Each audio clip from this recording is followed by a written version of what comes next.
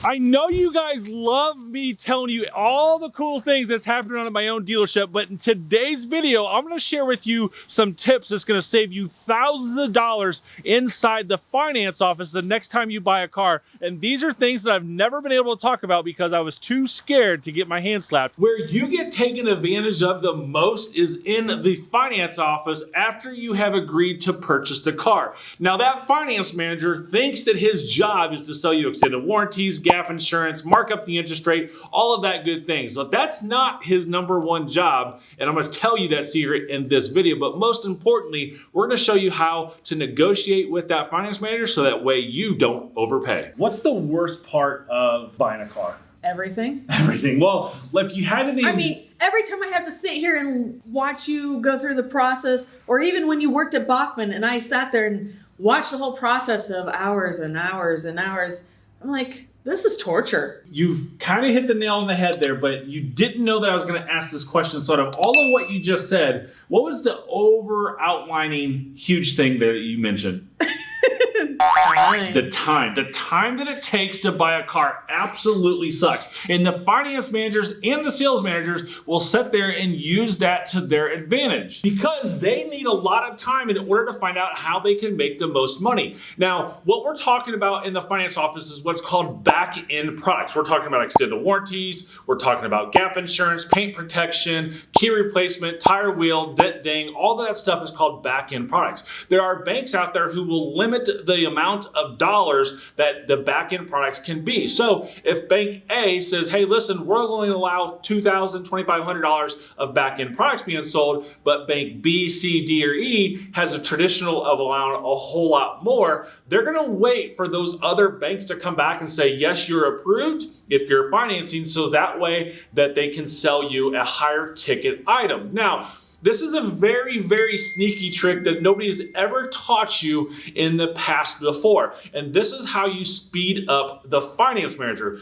First and foremost, what you can do is walk into the sales manager's office, not the guy doing your paperwork, the sales manager, and say, hey, listen, do we know how much longer this is going to take? They absolutely hate this, and you're gonna watch them real closely because they're gonna roll their eyes and they're gonna tell you, let me check on it, I'll be right back.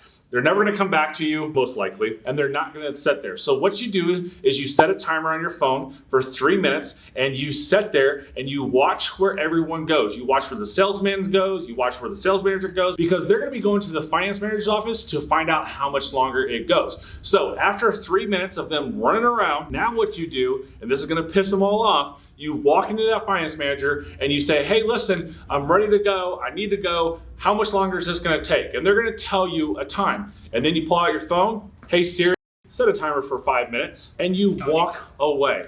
What you've just done there is set a timer on your phone for 5 minutes to let them know that you're gonna be back in 5 minutes. That's gonna put you in the driver's seat, and the most important thing about a car buying process is staying in control. He or she who is in control always wins. Tip number 2, I could never have talked about on social media when I had a boss. Now that I'm the boss and the owner of this company, I can tell you anything I want, and that is bring your own money to the table. You wanna go out and make sure you get a pre-approval from your own bank or your credit union and bring that to the dealership. Another great choice if you don't have a good bank or good credit union is going to LightStream. I put a link down in the description of this video. LightStream is an amazing source to bring your own money and pay cash at the dealership. They don't even put a lien on your car when you borrow money. And it also gives you a lot more flexibility when you are purchasing a car. When you're financing a car, I've always told people in the past, and I believe it to this day owning this dealership, is you have to be flexible. Let the dealership know that you have a pre-approval after you have decided to purchase a car, and this is your terms and conditions of that loan. If they can go out and save you money, let them save you money. I just personally did this with my brother-in-law and sister-in-law. They were looking for a vehicle. They had their own credit union pre-approval. They had 2.89% interest rate. The dealership that they went to had a 1.9% interest rate, which in theory sounds like it's saving a lot of money. But if you're only financing $15,000, $16,000, $17,000, that does not add up to a traditional savings that you may like.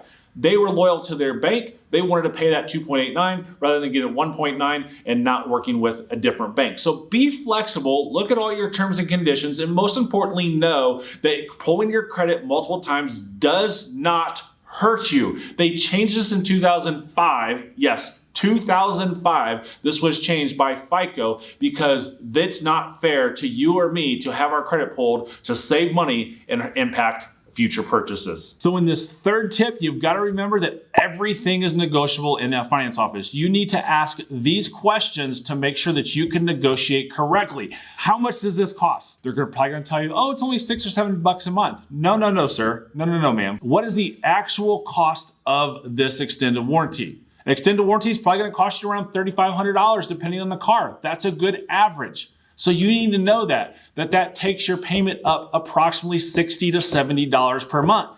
Now, if all of a sudden that finance manager says, hey, this extended warranty, you've agreed to this out on the sales floor for this purchase price, this extended warranty is only going to change you for 10, 12, 15 bucks. That means they put a leg in your payment out there for the finance manager to have an easy bump to get that extra $3,000, $4,000 profit that they're getting in the finance office when they combine all of these products that you're getting ready to buy. So most importantly, on tip number 3, make sure you understand that everything is negotiable, negotiate it strong, negotiate it hard. That's what she said. Oh, no, not that. Just come on, you guys, let's do it. And make sure that you understand exactly what each item costs before you decide to do it. And also know that the extended warranty is going to probably be marked up $1,500, $2,000 over its cost. You can negotiate that down. My dealership here, if you want to buy an extended warranty, we sell them for $500 over cost. And that's all it is on every single car out there, regardless of what you have, because we want to do it fair. And here is the number 1 tip that no finance manager wants you to know. Matter of fact, no car dealership out there wants you to know this. When the finance manager goes through their finance school, they are taught that they have one job. Their only job is to protect the car deal. It doesn't matter if you're paying cash, you're financing, you have subprime credit. The number 1 job of the finance manager is to protect the car deal. Not sell you extended warranties, not sell you paint protection or anything like that. Protect the car deal. No going in that their number 1 job is to protect the car deal, and if you get up and walk out, they have not done their job. So make sure you ask them in the heart of negotiation, what's your number 1 job here at the dealership? They're probably going to sit there and tell you all sorts of things because no finance manager has ever said the word and no finance manager has ever been asked that question. And when they say that, you look at them and you say, that's funny. I figured your number 1 job was to protect the car deal. And you just shut up and you continue your negotiations. This next tip is a level 500 IQ big brain move that nobody has ever taught you before. And I wasn't going to share this, but then I remembered, oh yeah, you can't call my dealership and try to get me fired. So we're gonna show this right here. This is what's called the F&I menu. And it could be a piece of paper like this or a big looking iPad that's in the desk of the finance manager that's all fancy and goofy and really fun things to do. Now, we know the number 1 rule of the finance manager, but they don't know that and they don't think that every day. They think that their number 1 rule is to create the most profit for their department and for themselves as they can. They get paid a couple different ways, and that's by creating as much profit as possible by selling you products in their office. Now, these finance managers can be making $2,500 up to more than $4,000 per customer of pure profit in their office. And they do that by selling all the products that I've mentioned already in this video. So they also get paid a bigger percentage based off of how many products per retail vehicle that they can sell. If they can sell you 2, 3, and 4 products, they make a bigger commission. So here is how we negotiate this strategy right here. And we're gonna focus on getting a better interest rate because that is the biggest ticket item that is making you pay more for your car. Remember, profit is not a dirty word. Profit fairly is good for everyone. You, me, everyone. So we're gonna focus on the largest package that they have. And this is what we're gonna do. Mr. Finance Manager, I do kind of like what I'm seeing here, but the only concern that I have is the fact that the interest rate seems a little high. I think what I need to do is come back tomorrow after I talk to my bank and then decide on what I want to do.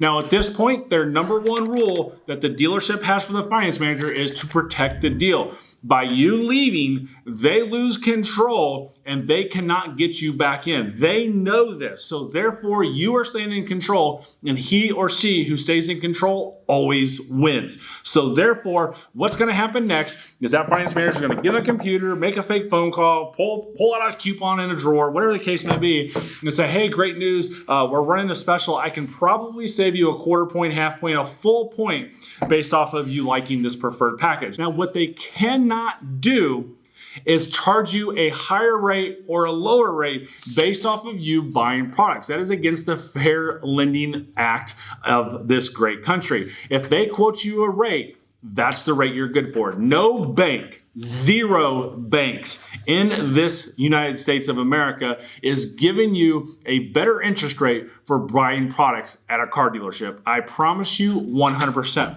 So therefore, when we sit here and we get that better interest rate from that finance manager, at that point, do you make a decision on what products to buy? It could be 0 products. It could be 1 or 2 or 3 products. It does not matter. At that point, you can come back and say to this person, okay, so what would my payment be at that much lower rate with not getting any product? Boom, bam, done. You just saved yourself thousands of dollars right there with that move. You can also follow that up with, now I'm thinking more along the extended warranty, and the gap protection is really important. What would the payment be with that? And then you can keep going on, and at that point decide on what you want to buy from the finance office. Buying a car doesn't have to suck, and with these tips here, you're gonna be well armed to make sure that you make a great buying decision and save yourself thousands of dollars in the finance office the next car purchase. If you wanna know more tips like this, let me know what I should do down in the comment section. Of course,